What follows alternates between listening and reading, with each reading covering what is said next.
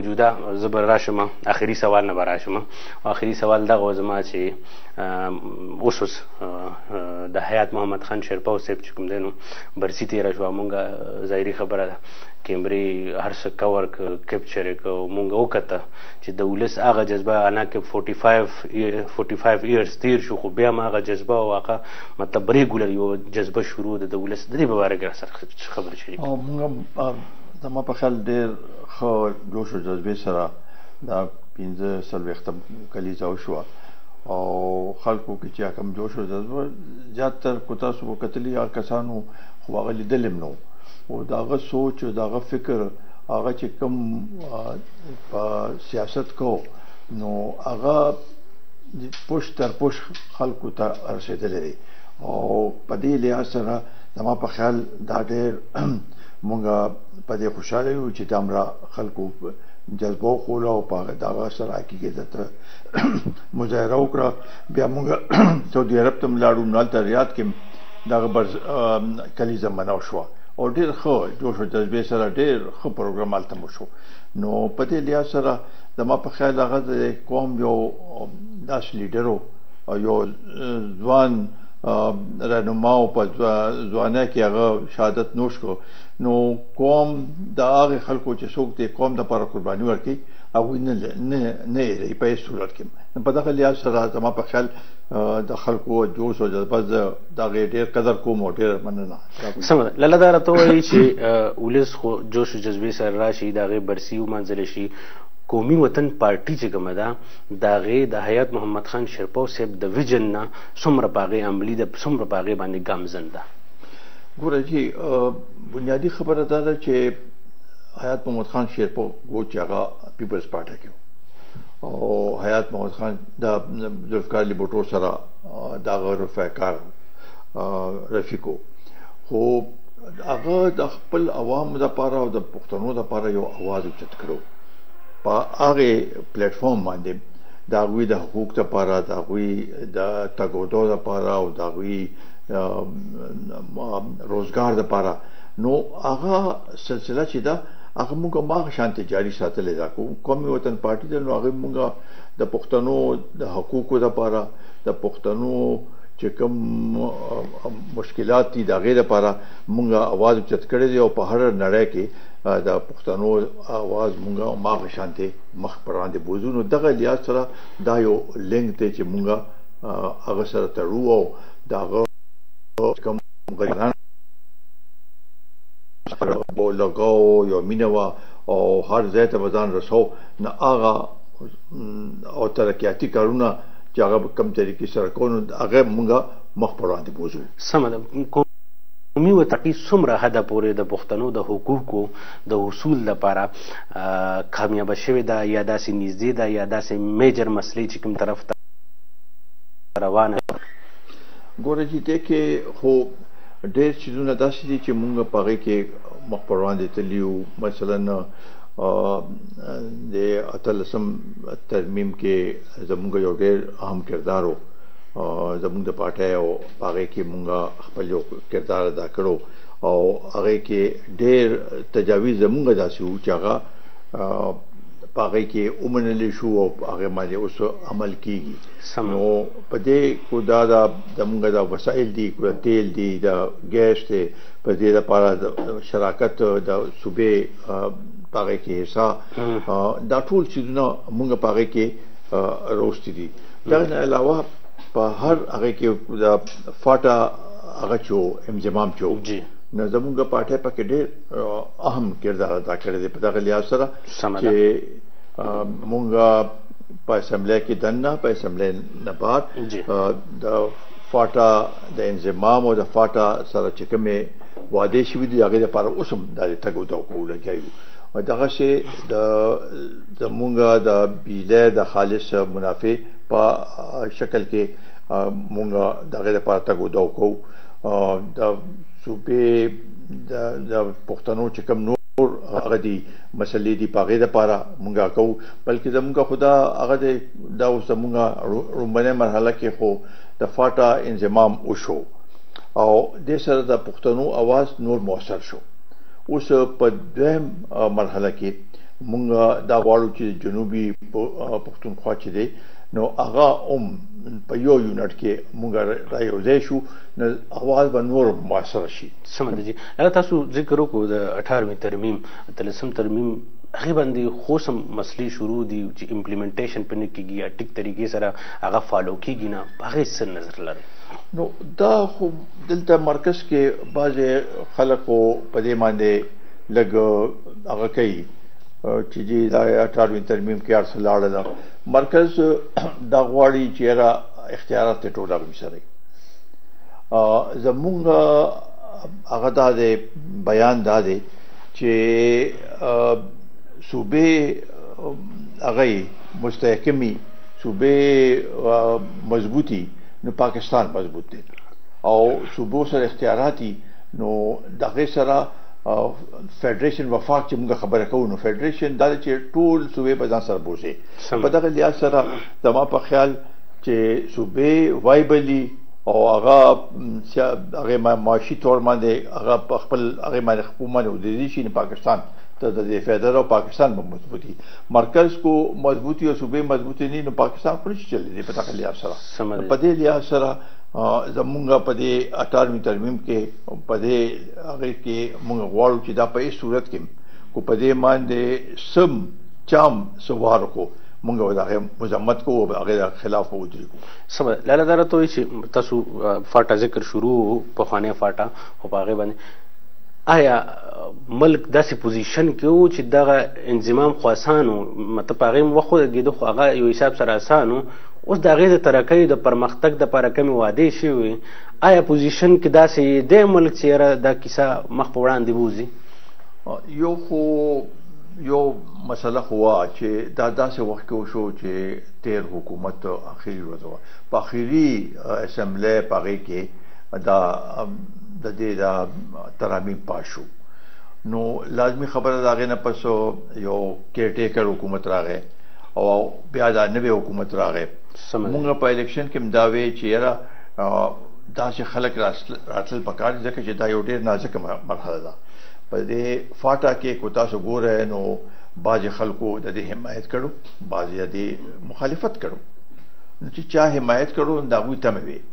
او مونږ غواړو چې دا تمه د هغوی چې کومه تمه ده چې هغې ته نقصان نه رسي او چې چا تحفظات وو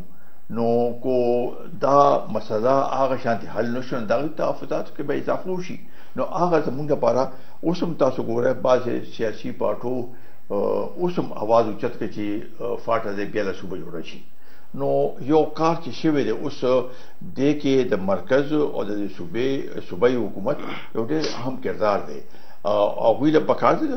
تحریک انصاف هم په دې کې شامل و مونږ سره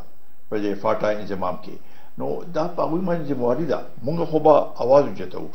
اصل ذمواري خو هغوی سره ده او پکار ده چې دا دومره وسایل نه دي 100 اربه روپۍ د کال فاټا له ورکړی نو څه فرق پروزي. زما په خیال دې باندې دا د پاکستان لپاره یو ډېر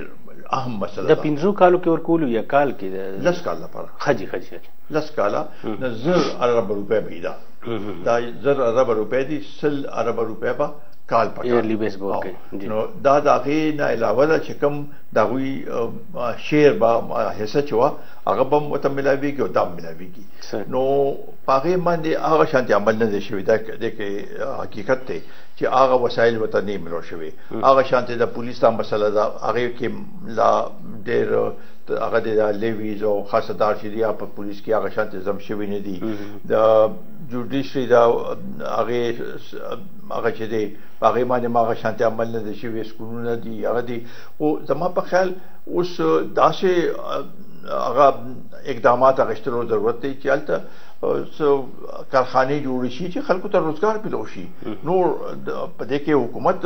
پکاردار شي او هغه انیشیټیو واخلي. نو په دې لحاظ سره دا یو ډېر اهم هغه دی په دې کې چې څو پورې دا هغه خلک د هغوی تسلي نه شوی او هغوی خوشحالي هغوی ته نه رسېدلې نو زما په خیال دا انضمام هغه مقاصد به حل شوي نه. سمه ده جی مطلب ستاسو په نظر کې ډیولپمنټ کېږي نو بیا خو دا انضمام ټیکو او که نه کېږي نو بیا ستاسو سوچ چې کوم دی نو هغه دغه دی چې لږ لیټ پکار و نه تاسو نه وایم جی بالکل صحیح شوی دی او مونږ غواړو چې اوس د هغوی اتمه چې دا او کوم خواهشات چې دي چې هغه پوره شي نو د هغې دپاره حکومت په لازمي خبره چې اوس نوې علاقې دي هغې کې دومره کار نور شوی پکې نور هم د دهشتګردۍ دا ماحول هم پکې و دا ټول څیزونه وو نو د هغه اوس مونږ به زیات توجه هغې له دغه خلکو علاقې له ورکوو چې هغه علاقې چې دي هغه آبادې شي او د نور علاقو برابر د هغوی یو پوزیشن ورسي سمه ده جی قومي وطن پارټي چې کومه ده نو هغه آیا حکومت باندې پریشر راولي یا دغسې د اپوزیشن هغه کوم کردار په هغې لیول سره چې یاره دا کومې وعدې شوي دي کومه ترقۍ دپاره کیسه شوې ده آیا دې له چې کوم دی نو وده ورکول دپاره څه پریشر ډیولپ کوي یا څه کوي د هغې دپاره څه ګامونه بالکل کوي مونږ کړي دي یو خو د دې لپاره یو سیمینار مونږ کړو قومي وطن پارټۍ کړو جی او په هغې کې ټول سیاسي ګوندونه هم راغوستو د هغې علاقې خلک راغوستو پکې مشران چې د دې لپاره څه څه پکار دي هغې کې مونږ یو اعلامیه هم اعلان کړو بیا هغې نه پس د عوامي نیشنل پارټۍ هم هغوی مو کو هغې کې مونږ خپل یو کردار ادا کړ نو دغه لحاظ سره مونږ اواز په هر یو فورم باندې د قبایلی ډسټرکټس لپاره چې دی اواز اوچتو او ان شاء الله تعالی همدغه شانتې به زمونږ مقاصد هم دغه دي چې دې کې ترقي وشي او خوشحالي راشي او دغه د قبایلو علاقو خلک چې دي هغه خوشحاله شي او دې سره به ملک هم مستحکم شي او د پښتنو اواز به مضبوط شي سمه ده جی اوس داسې لږ لحظه مخکې ان پی یو داسې جرګه یو غونډه رابللې وه په باچا خان مرکز کې د فاټه د ترقۍ دپاره هغې کې ستاسو مرسته وه هغې کې تاسو هغې سره جی مونږ تللي او دا دویم په هغې کې بعض پاټو پکې زمونږ د دې نه مخکې چې کومه غونډه جرګه کړې وه د هغې پکې هغې مثال ورکړه چې د نه مخکې قومي وطن پارټي په دې کې هغه شوې وه بلکې د نه علاوه جماعت اسلامي هم په دې کې یو کردار ادا کړی و هغوی هم یو غونډه کړې وه هغې ته مونږ تلو چې کوم ځای کې داسې هغه کېږي مونږ پکې خامخا خپل حصه اخلو پکې او ښه جدوجهد د دې لپاره کوو مونږ سمه ده جي مولانا مارچ وکړو آیا هغه مارچ کم حده پورې د هغې سوچ او فکر و چې مونږ به کم مقاصد دي هغه واخلو ستاسو په نظر کې مارچ خپل مقاصد پوره که یا نه ګوره جي شاید د خلکو توقعات ډېر زیات وو چې یاره دا مارچ به وشي او بس حکومت به هغه شي د حکومت خو له هغه وخت کې دومره وخت هم نور شوی سمه خو مونږ کم از کم عوام بیدار کړ او یو کم خلا چې وه په ملک کې چې کم خلک مایوس وو هغه خلا مونږه پوره کړه په دې لحاظ سره او یو اواز هم اوچت کړ چې بھئی دا ملک په صحیح سمت کې نه روان تاسو ګورئ د هغې نه پس عمران خان هم ډېر مشوش او ډېر په هر یو هغې کې مشکلاتو ته هغه په دې لحاظ سره هغه شو چې یاره دامره دغه خیال نو چې دامره زر به دته دامره لوی اختلافات راشي یا دامره لوی اپوزیشن به ورته مخامخ شي په دغه لحاظ سره خو زمونږ مقاصد په دغه لحاظ سره او نور چې کوم قوتونه دي هغوی ولیدل چې د عمران خان هغه پوزیشن نه دی چې چا دې روست دی یا چا دې په دې کورسۍ باندې کې رولې نو په دې مقصد سره چې یاره دنه ښه بل څوک نشته نو هغوی ته هم پته ولګېده چې د خو نه معاشي هغه په هغې کې څه اقدامات وکړو اوس هم خلک داسې هغه دي تمه باندې دي چې نور کله به دغه دي خو همدغه وایي چې یاره لږ صبر وکړئ لږ برداشت وکړئ صبر به کله پورې کوو چې خلک دوه وخته روټۍ ورته نه میلاویږي خودکشي شروع دي خلک په داسې پریشانۍ کې دي چې د خپل بچو سکولونو ته نشي لېږلی، علاج یې نشي کولی. نو دا شیزونه چې دي دې ته اوس کتل پکار دي او زما په خیال په دې کې موجوده حکومت مکمل طور باندې ناکامه شوې دي. سټیټمنټ ته په کم نظر ګورئ چې بی مونږ په حکومت کې راغو نو مصنوعي ترقي وه، یکدم هغه مصنوعي طریقې ختمه شوه ځکه موږ ته ډېر زیات هرډلز دي، مشکلات دي. ګوره اتان صاحب د عمران خان کو تاسو دغه د ټول سیاسي هغه تجزیه وکړئ، نو خو الزامات صرف لګولي دي، کو کنټینر باندې مونږ صرف الزامات په لګول چې ګوره د حکومت دا وکړل، ګوره د حکومت دا وکړل، د حکومت دا وکړل او سو حل نه خو اوس هم چې راغی ماخه چې کوم د الزامات لګولو مخ کارونه دی په خپله کوي او د بس دا تکیه کلام دی چې سابقه حکومت دا وکړل، سابقه اوس ګرانی چې دا نو ګرانی کې د اوس په سابقه حکومت باندې چې ګرانی هغوی روسته ده. نو هر یو شي کې سابقه یو بل باندې الزام اچي او خپل ځان داسې ګړي چې یاره زه ډېر ښیمه، نو دا اوس کومه پور به داسې چلېږي. زما په خیال خلکو دا کې دا احساس پیدا شو چې یاره دا دی چې څه وایي مونږ ته چې څه یو هغه راکړو، یو تصور راکړو، یو سوچ راکړو چې یاره پاکستان به تبدیل شي او نیا پاکستان به جوړ شي. کوم دی هغه نیا پاکستان، بلکې زوړ پاکستان نه زیات مشکلات اوس په دې وخت کې په دې ملک کې دي. سمه ده. راځو لالانا د افغان امورو باندې چې دی ډېره زیات ایکسپرټي لري، ډېر زیات کار هم دی کړی، د هغه د ریلیشن نه خبر دی، د افغان د کوم ایشوز دي په هغې باندې هم چې کوم وقتاً په وقتاً مونږ هم دې سره په دې خبرې کړي دي. موجوده اوس چې کوم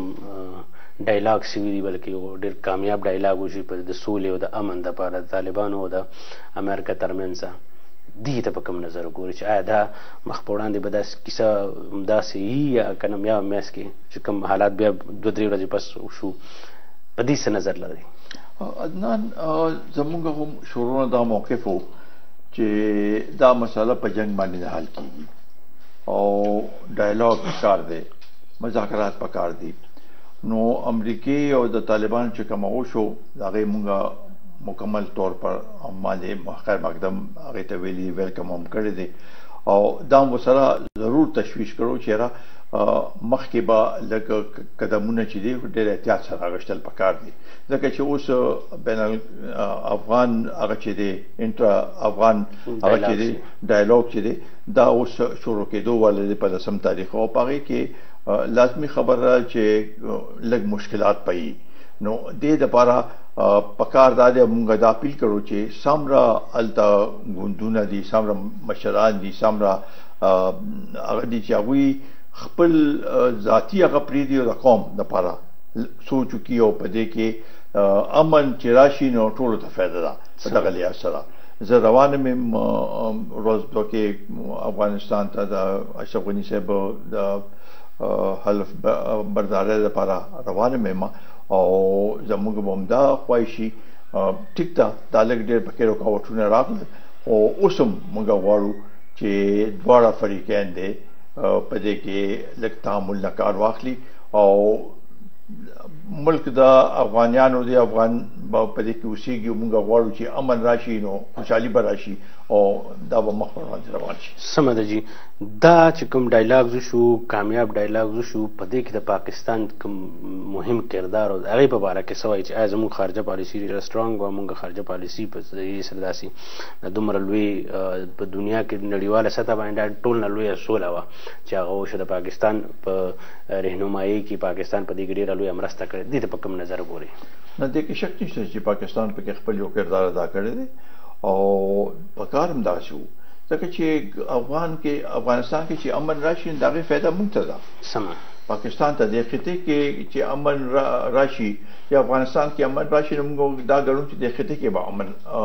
ته تقویت راشي او پاکستان ته د دې نه فایده ده. نو د دې لحاظ سره پاکستان چې کوم کردار ادا کړی دی د هغې موږ په هغه لحاظ سره مکمل تایید کوو او آینده دپاره اوس داسې یو کردار ادا کول پکار دي. څومره ګاونډي ملکونه چې دي چې هغوی یو خپل کردار ادا کړي او دا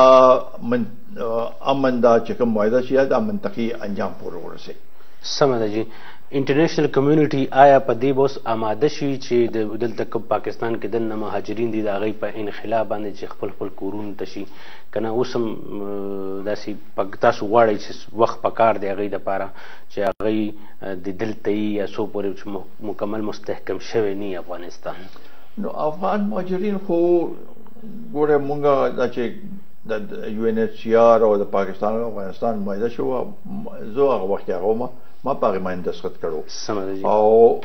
موږ غواړو چې زموږ د افغانستان دا وروڼه چې دي دا په خوشحالۍ سره په وقار سره په عزت سره خپل ملک ته واپس لاړ شي او هغه به هلې ځي چې هلته هغه علاقو کې چې کوم علاقو دي چې هلته امن وي نو دغه به یو چې امن وي زما په خیال ډېر زموږ وروڼه چې دي افغان وروڼه چې دي ډېر افغانستان لیدل هم نه دی مشران چې دي هغوی خپل خاورې سره مینه شته دی کې شک نشته نو خامخا به ډېر چې دي زه وایم چې 80% پورې به خلک واپس خپل علاقو ته خپل وطن ته به لاړ شي خو چې لږ هلته امن راشي. سمه ده جي. تېر شوي ورځو کې تاسو سعودي عرب وزټ وکړو هلته لاړئ هلته هم ډېرې هلې ځلې وکړې هغوی نه هم خبره کوي چې څه وشو هلته چا سره لیده کاته وشو په څه حیث سره وشو هغوی نه هم خبره کوي. عدنان صاحب هلته مونږ خو زموږ ډېره لویه کمیونټي هلته خلک دي تقریبا 40 لکه خلک په سعودي عرب کې دي او مونږ دا ګڼنه چې دا زموږ سفیران دي هلته او هغوی خیال ساتل او هغوی د پاکستان هلته یو قسم نمایندګي کوي نو په دې لحاظ سره مونږ ټول کمیونټي سره د هر یو پارټۍ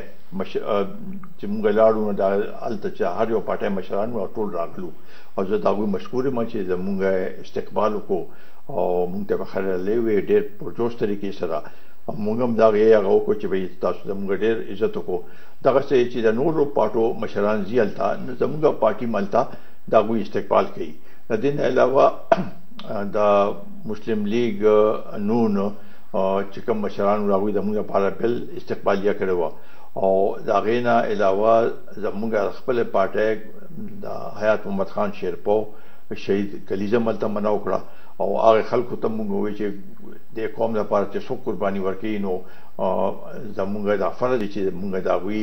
هغه قرباني چې ده او چې هغه کوم جدوجهد کړی هغه خلکو ته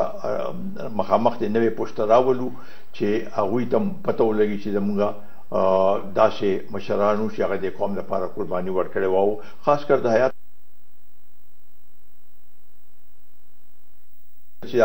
زیات پښتانه چې په دې 40 لکو کې زما په خیال ډېر حده پورې د پښتنو اکثریت دی زما 15 یا 80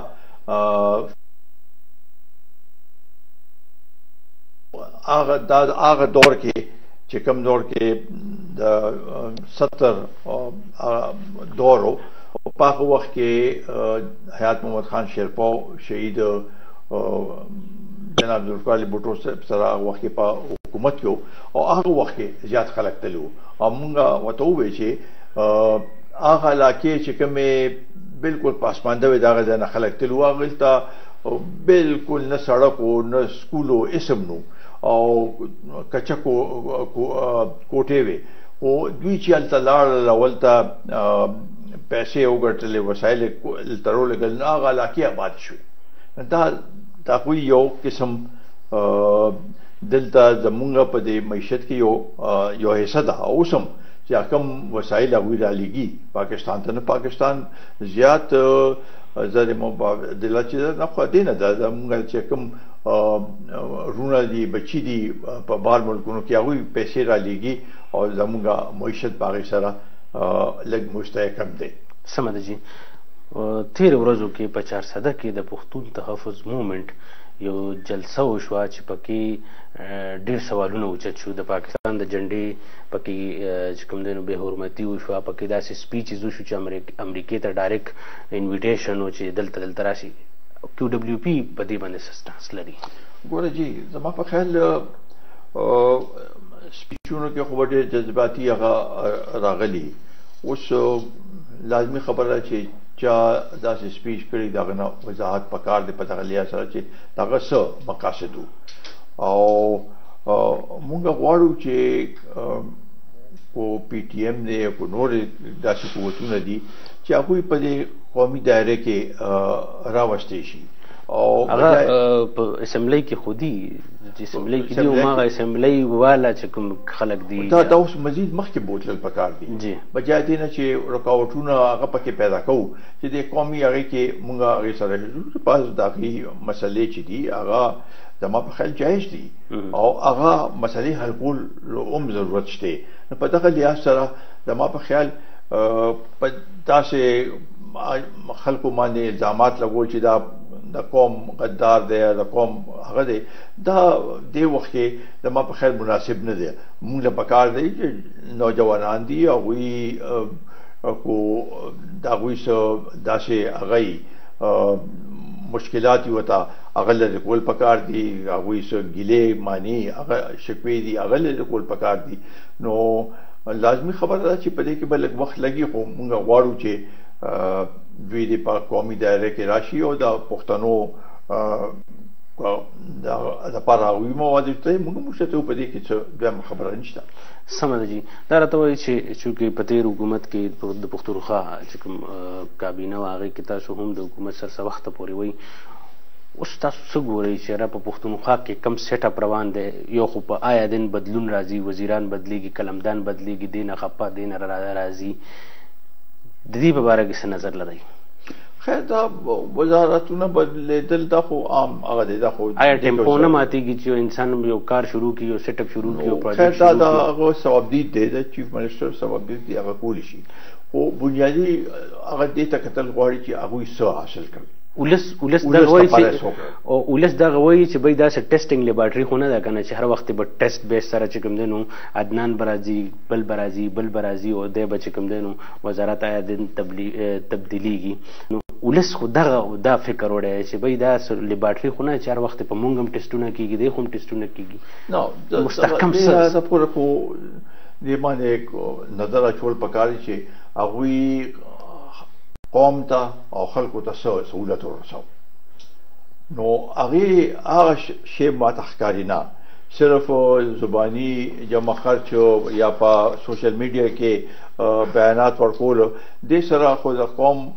تقدیر نه بدلیږي تاسو به د خلکو چې کوم مسلې دي مشکلات دي هغه به حل کوئ اوس پېښور کې دا یو بي آر ټي هغه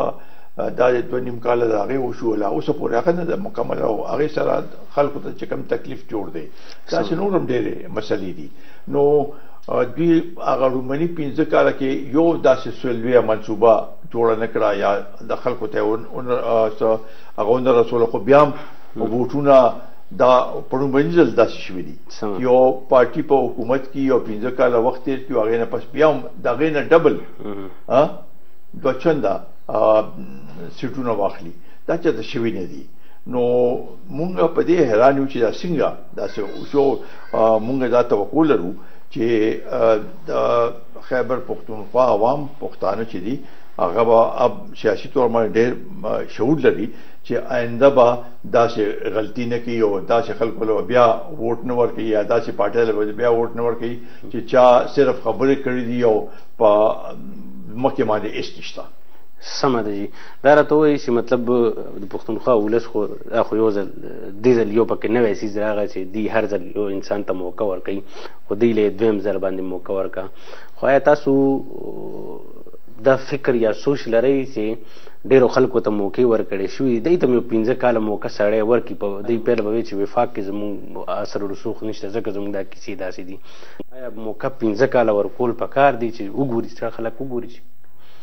ګوره جی ناصب دی کې به درې خبرې دي یو خو دا ده چې مونږ خو دغه الیکشن منل نه دی په دغه لحاظ سره سمه ده جی او زمونږ دا موقف دی چې د الیکشن کې بدترین دانتي شوی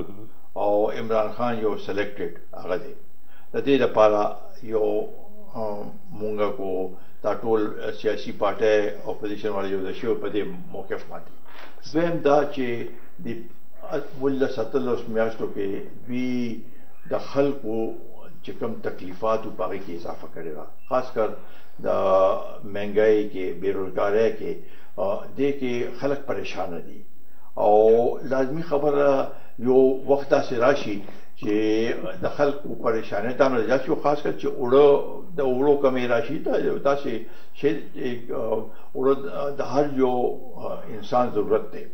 هر یو کورنۍ ته ضرورت دی چې هغه اوړنی سبا خوري وي نو په دغه لحاظ سره موږ نه غواړو چې دا قوم دې داسې میدان ته روزي به هغه چې سو لیډر نی او داسې روز یو به سره به پدره داسې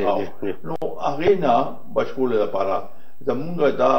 بنیادی مقصد دی چې دوی صحیح رهنمایي وشي او دا غیر لپاره همدغه موږ غواړو چې ملک کې دوباره الیکشن وشي او بغیر سو هغه منصفانه الیکشن وشي سو د چا دباو د پکینی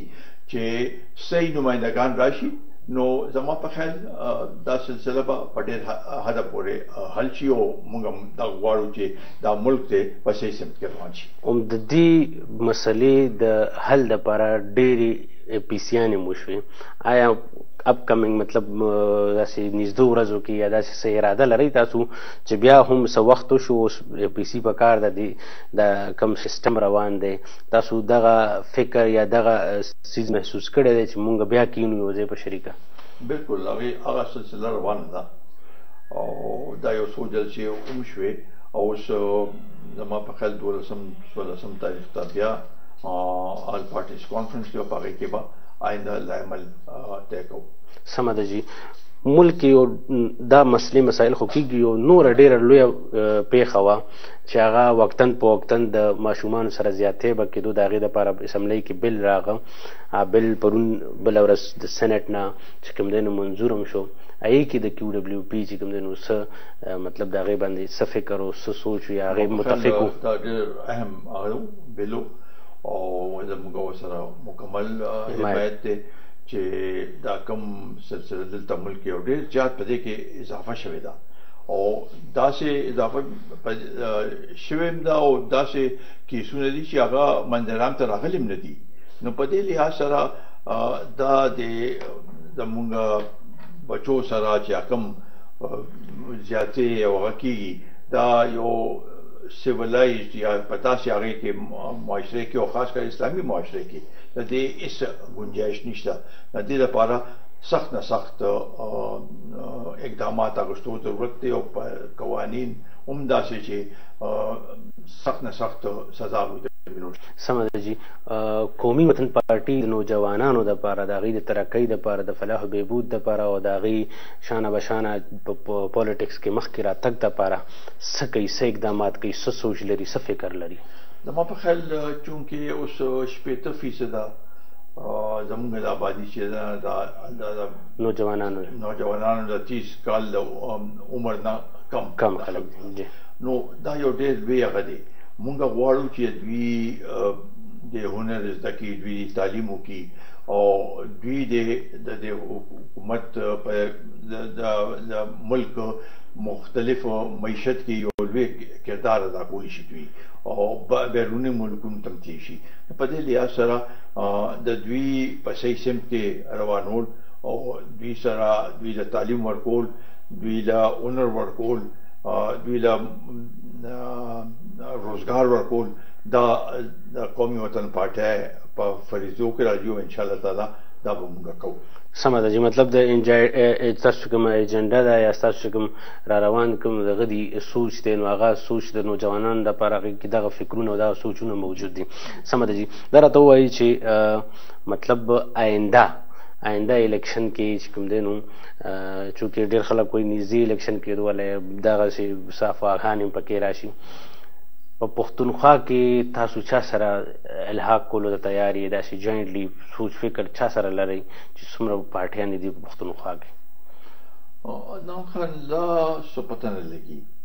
خو لازمي خبره ده اړه یې د انسان چې یاره دې سره زه مخکې په ټریک سره موږ جدوجهد کوو او مشترکه په دې اپوزیشن کې هغه نو لازمي خبره هم دی سیاسي پارټو سره به انډرسټانډینګ پیدا کوو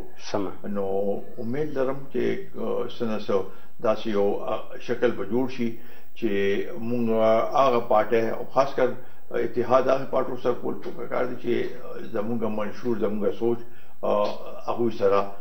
مطابقت کوي نو په دغه لحاظ سره به ان شاء الله تعالی کوشش کوو چې یو ځای د دې صوبې دا کم مشکلات چې دي او مسایل چې دي چې هغه د مطابق لپاره موږ یو ځای شو او الیکشن راوړو دا غیر پس یو ځای حکومت کې تاسو ډیره مننه تاسو خپل قیمتي وخت موږ ته وبخلو ډیره زیاته مننه کوم د لاله موږ سره چې کوم دی نو آفتاب احمد خان شیرپو صاحب د ملي رهبر قومي وطن پارټۍ چې کوم بانی دی نو هغې ما سره چې کوم دی نن په مرکه کې په ډېرو مهمو او زه به وایم چې د وخت ضرورت و په دې چې کوم مسلې مسایلو باندې خبرې وشي په هغې باندې د دوی رایه وه په هغې باندې د دوی سوچ و فکر و دغه سوچ و فکر تاسو واورېدو هیله لرو چې انشاءالله په راتلونکي خپرونو کې به داسې نور داسې ښاغلي چې هغه د پښتون د دې خاورې د پښتنو د فلاح او د بهبود او د سوچ و فکر دپاره کوټلي ګامونه پورته کوي هغې سره به د هغه نومیالو سره به ستاسو مخه کوو تر دې دمه خپل قربا سید عدنان شاه ته ورکوي اجازت د لوی الله په امان